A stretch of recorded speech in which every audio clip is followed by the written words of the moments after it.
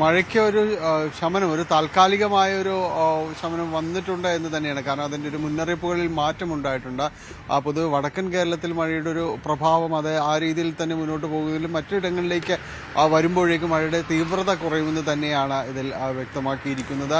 അതനുസരിച്ച് കഴിഞ്ഞ ദിവസങ്ങളിൽ ഉണ്ടായിരുന്നതിനേക്കാളുള്ള ആ മഴ മുന്നറിയിപ്പുകളിലെല്ലാം തന്നെ മറ്റു ജില്ലകളിലേക്ക് വെച്ച് നോക്കുമ്പോൾ മാറ്റം വന്നിട്ടുണ്ട്. പ്രത്യേകിച്ച് എറണാകുളത്തേക്ക് എല്ലാം തന്നെ വരുമ്പോഴേക്കും ഇന്നലെല്ലാം താരതമ്യേന നല്ല രീതിയിലുള്ള ഒരു മഴ പെയ്ത്തായിരുന്നു രാവിലെ മുതൽ തന്നെ ഉണ്ടായിരുന്നു. പക്ഷേ ഇവിടെ ഈ സമയമൊക്കെ എത്തുമ്പോഴേക്കും ഇന്നലെ ഉച്ചയോടുകൂടി ശക്തി കുറയുകയും രാത്രിയോടുകൂടി ഏതാണ്ട് ശമിക്കുകയും ചെയ്യുന്ന ഒരു അവസ്ഥയായിരുന്നു ഉണ്ടായത്. ഇന്നും അതേ ഒരു രീതിയിൽ തന്നെ പോകുന്നു. ഇന്നിപ്പോൾ വളരെ തെളിഞ്ഞ ഒരു അന്തരീക്ഷമാണ് എറണാകുളം ജില്ലയിലെ പൊതുവെയും അനുഭവപ്പെടുന്നത്. മറ്റു മധ്യ കേരളത്തിലും അങ്ങോട്ട് പോകുമ്പോഴും എല്ലാം തന്നെ ഈ രീതിയിൽ ഒരു താൽക്കാലികമായ ഒരു ശക്തി കുറവ് വന്നിട്ടുണ്ട്.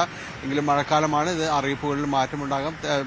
ലക്ഷദ്വീപിൻ്റെ മേഖലയിൽ അനുഭവപ്പെടുന്ന പ്രതിഭാസവും കാര്യങ്ങളും എല്ലാം തന്നെ അതിൻ്റെ ഒരു തീവ്രത താൽക്കാലികമായിട്ട് അതിൻ്റെ ഒരു കുറച്ചിൽ വന്നിട്ടുണ്ട്. പക്ഷേ വീണ്ടും ശക്തി പ്രാപിക്കുമെന്ന് തന്നെയാണ്. ഏതായാലും ജില്ലയിലും എറണാകുളത്തേക്കൊക്കെ വരികയാണെന്നെങ്കിൽ മധ്യ കേരളത്തിലും വരികയാണെങ്കിൽ എടുത്തിട്ടുള്ള ഒരു മുൻകരുതൽ ആ രീതിയിൽ തന്നെ മുന്നോട്ട് പോവുകയാണ്. ഇവിടെ നീരൊഴുക്ക നദികൾ വളരെ ശക്തമായിട്ട് തന്നെ തുടരുകയാണ്. പ്രത്യേകിച്ച് കിഴക്കൻ മേഖലകളിൽ ഇടുക്കി പോലുള്ള ഇടങ്ങളിലെല്ലാം തന്നെ മഴ കഴിഞ്ഞ ദിവസങ്ങളിലെല്ലാം പെയ്ത അതിശക്തമായ മഴയും കാര്യങ്ങളും എല്ലാം തന്നെ ഉള്ളതുകൊണ്ട് അതിൻ്റെ ഒരു നീരൊഴുക്ക് താഴേക്ക് വരുമ്പോൾ പുഴകളിലെ നീരൊഴുക്കെല്ലാം തന്നെ വളരെ ശക്തമായിട്ട് തുടരുന്ന ഒരു സാഹചര്യം തന്നെയാണ് നിലവിൽ ഉള്ളത്.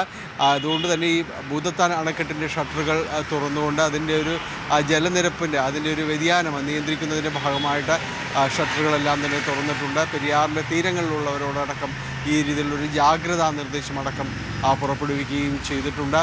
ഇതിൽ കൊച്ചിയിൽ വരുമ്പോഴേക്കും തീരമേഖലകളാണ് കൂടുതൽ അതിൻ്റെ ഒരു രൂക്ഷത അറിയുന്നത്. അതിൽ പശ്ചിമ കൊച്ചിയുടെ കടൽഭിത്തി ഇല്ലാത്ത മറ്റ് മേഖലകളെല്ലാം തന്നെയുണ്ട്. വൈപ്പിനടക്കമുള്ള മേഖലകൾ, ഇവിടങ്ങളിലെല്ലാം തന്നെ ഒരു ജാഗ്രതാ നിർദ്ദേശം എന്ന രീതിയിൽ കടൽ കയറാനുള്ളൊരു സാധ്യതകൾ ഇന്നലെ എല്ലാം തന്നെ കൂടുതലായിരുന്നു.